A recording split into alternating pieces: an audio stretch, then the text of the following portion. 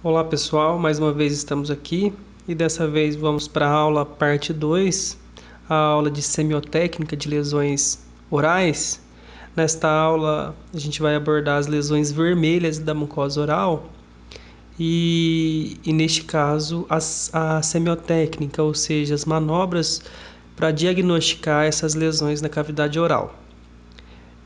No final desta aula, como de costume, eu vou deixar meu e-mail e as referências que eu usei para esta aula, bem como alguma sugestão de uma leitura adicional do tema. Então, nesta aula, a gente vai abordar alguns assuntos, seja algumas lesões mais comuns da cavidade oral e como a gente vai diagnosticar essas lesões. Vale a pena lembrar que essas lesões vermelhas, elas podem estar associadas à redução do epitélio, né, uma exposição do conjuntivo ali, ou pode ser também uma lesão de origem vascular. Então vamos lá. Bom, pessoal, para facilitar a nossa conversa, nossa aula, eu resolvi dividir nossas aulas em alguns blocos para que seja de maior entendimento. Então, inicialmente a gente vai falar algumas semiotécnicas dessas lesões vermelhas, algumas técnicas, né, que vai facilitar o diagnóstico ou reconhecimento dessas lesões. E no caso das lesões propriamente ditas, vamos falar sobre algumas avermelhadas malignizáveis, como no caso da eritroplasia, algumas lesões avermelhadas por perda tecidual ou por erosão, como a glossite migratória e os traumas físicos e químicos. Vamos falar com lesões avermelhadas por um extravasamento de sangue no conjuntivo, como a hemorragia submucosa, a hemorragia crônica, no caso de algumas petequias, e lesões avermelhadas por aumento na vascularização. Neste caso, vamos falar principalmente do granuloma piogênico, das varicosidades linguais, dos hemangiomas, do sarcoma de Kaposi. Talvez uma das manobras diagnósticas mais comuns e mais importantes para lesões vermelhas seja a vitropressão ou diascopia, chamada, e consiste em comprimir a lesão. Essa compressão geralmente se faz com uma lâmina de vidro até que a isquemia total da lesão seja feita. Isso é explicado pelo fato de que estar comprimido o sítio capilar ali que alimenta a lesão. Então, essa manobra também ela é denominada manobra de diascopia. Ela pode ajudar a confirmação diagnóstica, aliado com outras técnicas, como a punção aspirativa, pode ser até como um diagnóstico diferencial de outras lesões. Lembrando a vocês que lesões capilares, cavernosas ou de tamanho reduzido, a indicação cirúrgica ela parece ser a melhor indicação, sendo que para lesões de maior porte está indicada, no caso de hemangiomas, a injeção de um agente esclerosante, na maioria das vezes chamado de etamolim. Nesse slide, pessoal, mostramos para vocês também uma manobra bastante simples, mas de grande importância em caso de hemangioma. Nesse caso aqui que a gente apresenta um hemangioma em língua, em dorso de língua, onde esse é feito a pressão digital. Note que inicialmente a lesão aparece bastante arroxeada, né, avermelhada, que é uma característica importante, né, de origem vascular da lesão. E quando o cirurgião dentista ou o estomatologista ele compressa ou comprime essa lesão, toda a lesão parece ser esvaziada de sangue, retornando em alguns segundos toda a lesão preenchendo esses vasos, né? Então é bastante importante para o diagnóstico, principalmente de hemangiomas. Outro exame bastante interessante, mas embora ser pouco utilizado, é o Doppler vascular. Hoje ele é considerado uma ferramenta importantíssima para o diagnóstico de diversas doenças e pode ser usada no caso dos pacientes com alguma alteração, alguma lesão vascular em boca, né? Então esse método ele vai evidenciar a circulação sanguínea nos vasos, tanto dos membros inferiores como superiores, né? E ele é capaz de mapear as veias ou varizes também em veias que não são evidenciadas a olho nu, e mesmo a localizações de veias perfurantes ou que não estejam ligadas na cirurgia. É bastante interessante, embora seja pouco utilizado, como eu falei anteriormente. Seguindo esse raciocínio ou essas técnicas de manobras diagnósticas, temos a aspiração por agulha. Essa técnica, como vocês podem ver na imagem, ela nos permite evidenciar qual o teor, ou qual o conteúdo da lesão. Então, como vocês podem ver nessa imagem, quando foi feita a aspiração, foi aspirado sangue. Então, em algumas cirurgias ou algumas prévias cirúrgicas, é feita essa aspiração para evidenciar qual o conteúdo e evitar complicações posteriores, como no caso de algum hemangioma intraósseo, né? Que caso seja feito sem essa aspiração pode ter algum dano grave, uma perda excessiva de sangue do paciente. Pessoal, nessa parte da aula então, vamos entrar nas lesões propriamente ditas. Vamos comentar algumas lesões mais comuns, vermelhas na cavidade oral, seja ela benigna, maligna ou malignizável. Então, para começar, a gente vai falar sobre algumas lesões malignizáveis para vocês. Bom, pessoal, vamos iniciar então com a eritroplasia. Assim como na aula 1 de lesões brancas, existe uma definição pela Organização Mundial de Saúde de leucoplasia, aqui temos também a definição da OMS para a eritroplasia, que é definida como uma placa vermelha que não pode ser diagnosticada clínica ou patologicamente como qualquer outra condição. Esse termo, eritroplasia, ele foi originalmente usado por Queirá para descrever uma lesão vermelha pré-cancerígena que se desenvolvia no pênis, né? E a eritroplasia oral, ela é clínica e histopatologicamente semelhante para aquele processo genital. Ela representa, na maioria das vezes, como a gente pode ver aqui nas imagens, uma placa avermelhada. E essa placa, quando removida para análise histopatológica, na maioria das vezes representa um carcinoma in situ ou um carcinoma de células escamosas invasivo. Então, por isso, ela é considerada de maior potencial de transformação maligna.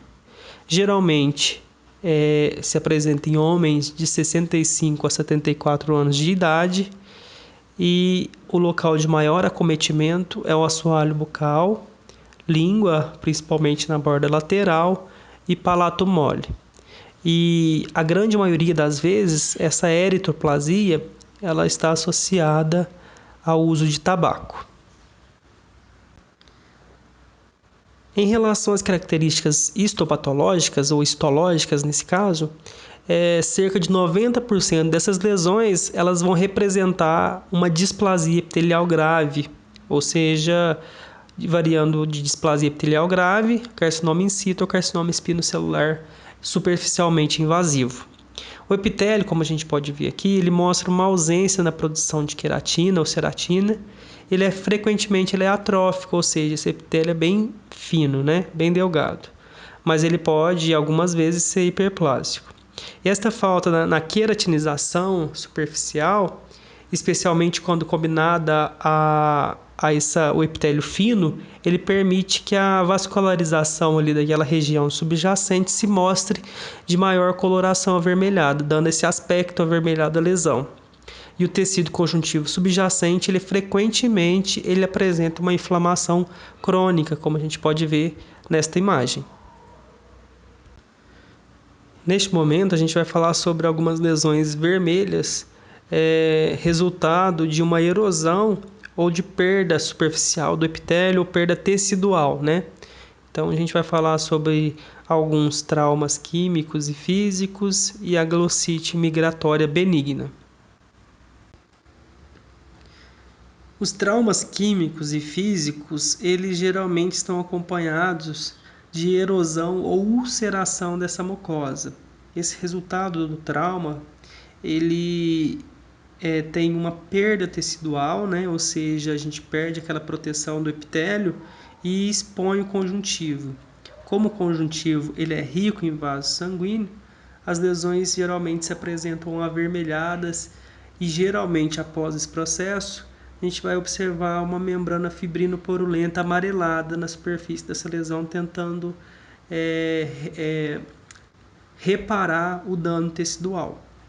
Então, esses traumas físicos e químicos, eles são resultados do aumento da vascularização subjacente e eventos inflamatórios para reverter essa situação. A glossite migratória benigna, ela é uma lesão chamada também alteração da normalidade. Ela é bastante comum na população em geral. Ela é uma condição benigna e ela se apresenta como essas áreas, como a gente pode ver nessas duas imagens, como umas áreas eritematosas decorrente da erosão dessa mucosa da língua, principalmente, né? Quando a gente compara homem e mulher, as mulheres têm um maior acometimento, né? Quase 50% a mais que os homens, e ela não tem uma etiologia conhecida ainda, mas está relacionada geralmente à idade, o uso de contraceptivos orais, alergias ou pode até estar relacionado a diabetes. E os casos mais brandos, geralmente, eles são assintomáticos e não requer nenhum tratamento. E alguns mais graves, o paciente geralmente ele reclama de uma ardência, um incômodo na mucosa, principalmente na alimentação. Histologicamente, o que a gente pode falar sobre a língua geográfica? Geralmente é uma lesão que não requer nenhum tratamento e nenhum método diagnóstico mais específico, como no caso de biópsia. Mas quando for feito e essa biópsia for examinada, um padrão histológico vai ser característico e poderá ser observado. Então, o que a gente vê? Uma hiperparaqueratose, uma espongiose no epitélio, né? E a cantose, ou seja, o epitélio está espesso. A gente vê um alongamento dessas cristas, como a gente pode ver nessa imagem, interpapilares epiteliais. E além disso, muitas vezes, coleções de neutrófilos subjacentes ali pode ser observado no epitélio. Linfócitos, neutrófilos também pode envolver a submucosa. Esse infiltrado neutrofílico intenso, ele pode ser responsável pela destruição da porção superficial desse epitélio e produzindo assim uma mucosa bem atrófica, bem fina, expondo o conjuntivo, às vezes deixando esse aspecto avermelhado. Neste momento, pessoal, vamos falar agora sobre lesões avermelhadas por consequência de um extravasamento ou de uma liberação de sangue presa ou retida, né, no conjuntivo. Nesse caso, a gente vai falar sobre hemorragia submucosa e as petequias, né, que é muito comum, bastante frequente na rotina clínica. Bom, pessoal, a hemorragia submucosa, ela ocorre quando um evento traumático ela resulta numa hemorragia e a retenção do sangue no interior desse tecido. E termos diferentes são usados dependendo do tamanho da hemorragia. Hemorragias pequenas na pele, ou mucosas, ou serosas, elas são denominadas petequias, como a gente vai falar no slide posterior. Se uma área ligeiramente maior está afetada, a hemorragia ela é chamada de púrpura, e qualquer acúmulo acima de 2 centímetros é chamado de equimose. E se esse acúmulo de sangue no interior desse tecido produz um volume maior, ele se denomina hematoma. Então, a hemorragia submucosa, muitas vezes, ela está associada a algum trauma na mucosa oral, seja ela por contusão, seja ela por mordida, tem vários outros fatores. Existem também causas não traumáticas, né, como a trombocitopenia, a coagulação intravascular disseminada, chamada de CID também, algumas infecções virais, como a mononucleose infecciosa e o sarampo. Como que ela vai se apresentar? Geralmente se apresenta como uma zona elevada, plana, não pálida, né, de coloração geralmente vermelho, púrpura, variando do azul, vermelho até o roxo e negro azulado. Nesse caso, nenhum tratamento ele é exigido, porque posteriormente a mucosa vai recuperar seu aspecto normal, exceto naqueles casos que tem uma etiologia sistêmica, né? Então tem que surgir uma outra conduta para discutir, para saber qual é aquele agente que está causando aquela alteração na mucosa oral. Como discutido no slide anterior, a gente falou um pouquinho sobre petequias. Aqui a gente mostra as imagens clínicas aqui na região posterior do palato, ali no palato mole, né? São petequias, elas são pequenas manchas vermelhas, também como resultado do extravasamento de sangue dos capilares para o tecido ali na região. Além dos traumas, na região pode acontecer algum trauma, elas também podem ser devido a algumas infecções ou diminuição de plaquetas. Caso mais importante nessa redução das plaquetas, por exemplo, são as leucemias. Isso pode ser um bom indicativo. A grande maioria das lesões vermelhas na cavidade oral, ela é resultado no aumento da quantidade de vasos sanguíneos naquela região. Então, nesse caso, a gente vai falar aqui sobre granuloma piogênico, vamos falar sobre o hemangioma, sobre as varicosidades linguais, né, que é bastante comum, e o sarcoma de Kaposi. Vamos iniciar esse bloco falando então do granuloma piogênico. O granuloma piogênico ele é um tecido de granulação hiperplásico que corresponde a uma reação excessiva a um trauma ou irritação crônica. Ele pode ser encontrado em qualquer região da mucosa bucal passível de trauma, como língua, lábio inferior e mucosa jugal. A gengiva interdental vestibular é o local mais frequente, devido à presença de placa, espaço que permite ali um crescimento de tecido de granulação e não causa aquela reabsorção óssea. O aspecto clínico ali, típico é uma formação de massa exofítica, nodular, geralmente mole, de superfície irregular, bastante avermelhada e que sangra facilmente ao toque.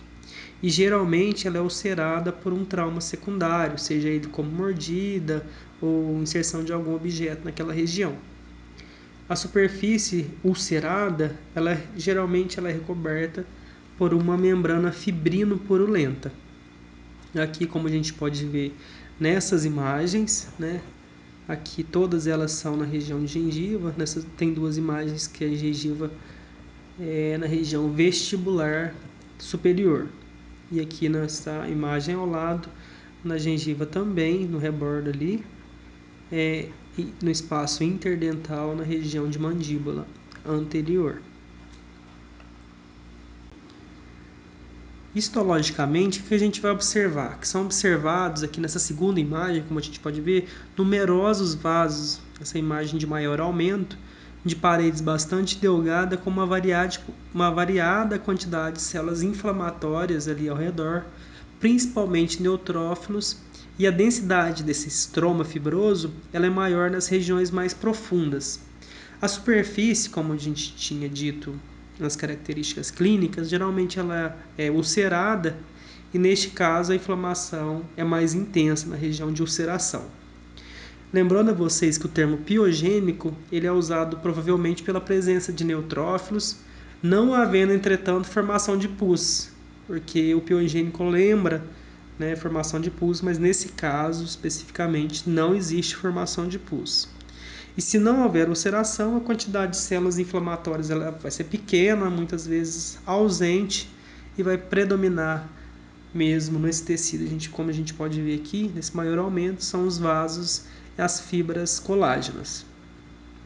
O tratamento consiste geralmente na remoção cirúrgica, tornando-se cuidado para eliminar o fator traumático, né? Geralmente é o fator irritante naquele local, principalmente, para evitar a recidiva. E existe também o granuloma gravídico, né? Como o próprio nome diz, se dá principalmente em grávidas e ele pode regredir após o parto, principalmente com uma boa higienização. Outra lesão comum, então, em região oral, também, assim como em outras partes do corpo, é chamado também de hemangioma. Esse termo ele vem através de numerosas anomalias vasculares de desenvolvimento. Existem os hemangiomas capilares, que advêm de pequenos vasos, e os hemangiomas juvenis, que são de células endoteliais.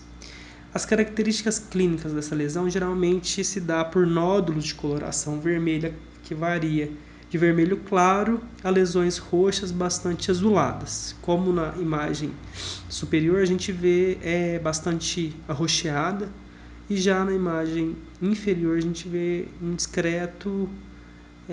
uma discreta alteração da coloração, um vermelho mais claro, né? E o tratamento dessas lesões, além do acompanhamento, que pode acontecer às vezes uma remissão espontânea, é o uso de agentes esclerosantes. A gente chama de escleroterapia e na maioria das vezes esse agente esclerosante é o etamolim. Então são aplicações intralesionais, ou seja, dentro da lesão, na região onde está a presença do sangue, ou pode ser feito, e muitas vezes, a ressecção cirúrgica. Histologicamente, o que a gente vê nos hemangiomas? Como vocês podem ver nessas duas imagens, vê uma proliferação vascular bastante evidente, né?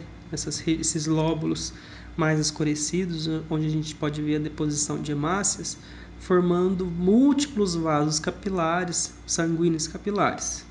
E aqui no maior aumento, a gente nota esses capilares ou esses vasos, além de maior número, eles estão dilatados.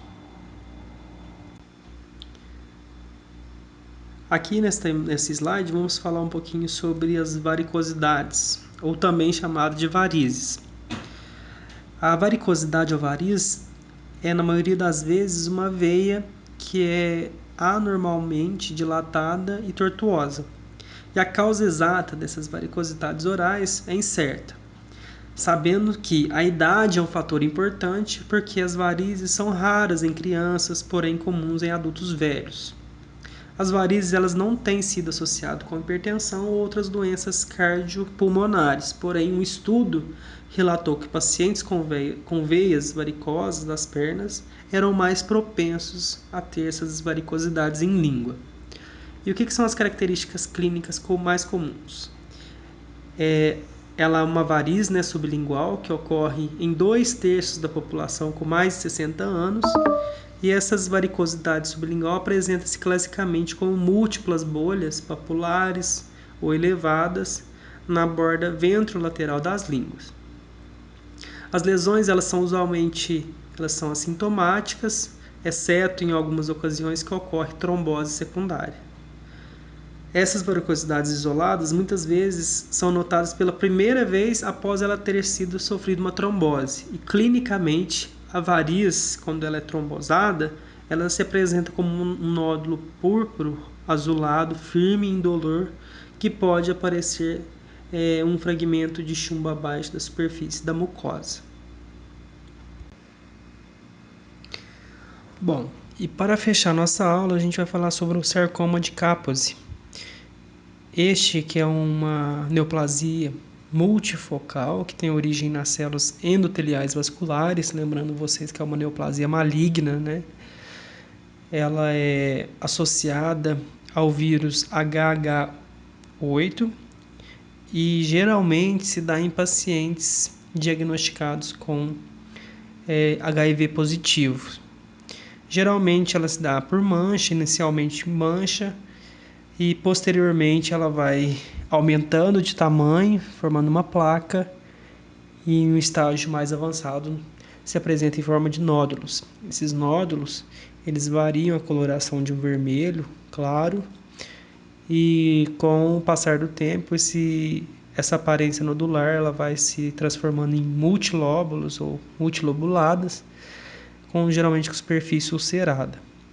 Ela, na maioria das vezes, está associada a uma dor intensa, hemorragias espontâneas e interferências funcionais, seja na fala, seja na alimentação, deglutição, mastigação.